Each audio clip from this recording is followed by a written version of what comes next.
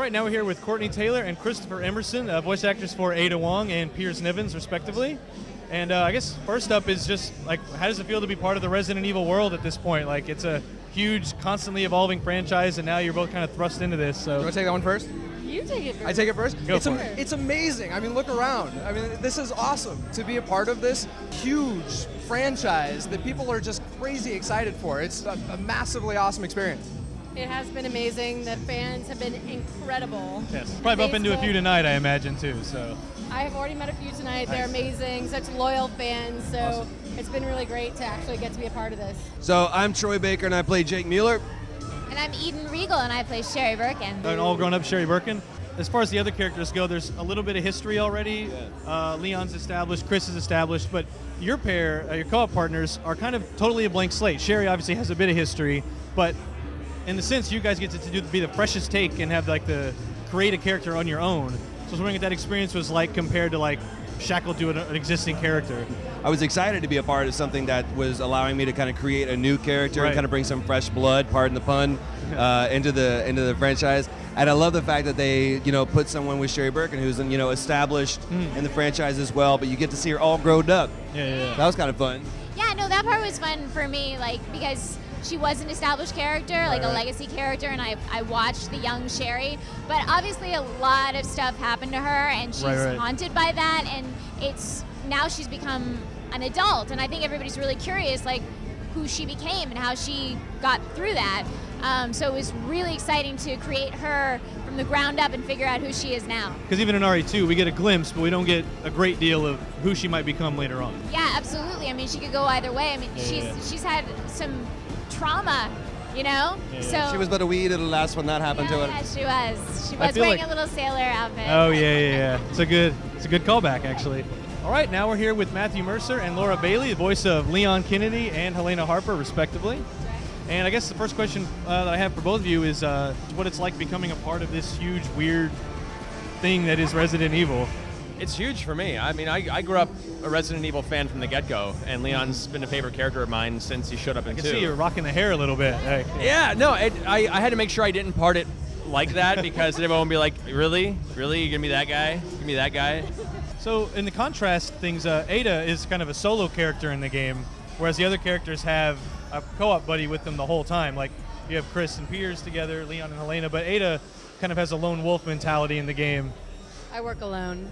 I definitely looked at Ada knowing that she was very mysterious. The way Okay. she moves, the way she talks is very kind of cat-like. Right. Menace. You're a menace. A menace. She's a And menace. then for Piers, like, how did you feel? Like, how would you describe his character in contrast to Chris? Because it seems like they're going to butt heads a lot in the game. Yeah, well, for people that I'm sure have watched the opening cutscene that has been online, you know, Right. Chris Redfield starts the game off in a less than heroic fashion, and Right. and it's Piers' job to get him back on the path. It's like Piers Nivens is the Sam Gamgee to his Frodo Baggins, see. and has to make sure that he makes sure that Chris Redfield lives up to his full potential and Don't go where I kicks some can't follow. ass. Don't go where I can't follow. Yeah. There is no hope left without Chris Redfield. So since for you, in this case, Leon, since he's an established character, did you go back and look at like 2 and 4 and kind of look at who Leon was as a character then? Because he's certainly been through a lot by the time you get to 6, so he's kind of a changed man at this point. Yeah. I didn't really look back because I'd already played them all. But yeah, like both from Paul Haddad and Paul Mercier, the transition from character to character, voice actor to voice actor, used all that as a branching point, as inspiration, and then brought my own take on it. But definitely making sure I felt and knew the character arc, and brought him to where he is now in 6. A little older, a little wounded by the world. if you Yeah, will. it seems a little bit worse for the wear at this point. Like he's Yeah. seen a lot at this Yeah. point. He went far from rookie cop. Yeah, he's still Leon. He's still got his quips. He's still cuts the tension, but he's definitely taking its toll on him. Nice. And then Helena, like, how would you describe her as a character? Since you are kind of, in this case, you get to kind of create Right. who she is and what you brought to the role in that case. Which was an awesome thing to get to do. Yeah. I feel like, she is single-minded in her goals. If you watch the trailer, you saw the scene where she saw her sister being taken away, and that's Right. kind of her entire motivation for the game is to get that sorted out and to save her family. And she brings Leon along for the ride. Do you get to do any kind of like workshopping or improvisation once you're in the booth, or once you're in the booth is the script kind of set?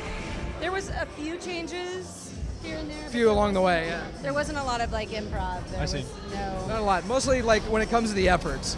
Like when it comes to dying any which way, like you can really make it your own. Yeah, If it's like a really crunchy, squishy smash death, or if it's an impalement death, or Right. if it's like being Yeah, yeah. riddled with bullets death, then you can just like let it fly, and you can really own it as an actor and make it, put your signature on it. I still remember recording the dying. The deaths are always fun. You always get to mark off, okay, drowned while being strangled by barbed wire. You know, you get to mark it off. It's great. I don't know if you had There are one a as lot well. of ways you can die in Resident Evil 6. Yeah, definitely.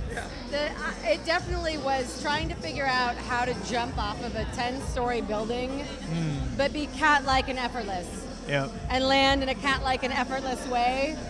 Because I kept thinking, if I jumped off a 10-story building, I'd be like, Yeah. But Ada's not like that. So Pure confidence. Yeah. Another aspect of their campaign I liked a lot, without getting into too many spoilers or anything, but they just have a really good relationship, a good camaraderie between them. It starts off a little. Did you see that? starts off a little rocky. Yeah. But then just like we've seen some cutscenes of them talking that have already been in trailers and at Gamescom and stuff, but it seems like you guys get to actually like bounce some dialogue off each other and delve into your characters a little more. Yeah, the relationship definitely does start off very, very rocky, and I think that's one of the things that's very interesting about this game. I think it's one of the most dramatic games that Resident Evil has done. They've established the action, they've established the horror, but Right. this really brought a strong, narrative arc to it. So. Yeah, I totally agree with what you said, and I thought it was really interesting that these two people who are total opposites and who absolutely hate each other and under any yeah. circumstance would not even give each other the time of day, this respect for each other grows because they're in this extreme situation Right, and they right. have a common enemy, and so this bond forms between them, and then they end up with something that's really special. Awesome. And there's one specific moment in the game, and I won't give anything away for the spoilers, but there was a great moment where we do realize that we have something in common, and I think that Oh, was yeah. a really, you know what I'm talking about. I know what you're talking about. That's a really I think cool that's where it moment. clicked for me as well, where I'm Yeah. like, I get it. Hey, look, Yeah. they don't hate each other. Yeah, it's awesome. One of the fan questions we get a lot are Yeah. people like genuinely interested in voice acting themselves, Sure. and they're just wondering like, as accomplished ones yourselves, what would you say is like some of the like, most basic starter tips if like you're wanting to get into voice acting? First things you should do. I say the first thing that you have to focus on is the acting part. Right. Because especially now these days, it's not just having a cool voice. I mean, we already have Solid Snake. We already have Marcus Phoenix. We already Right. have these guys with really kick-ass Right. voices. We need some really, really strong actors. And we're seeing with this game, the writing is really getting deep. And Right. it's getting more, it's not even competing with movies anymore because this is a way more immersive experience.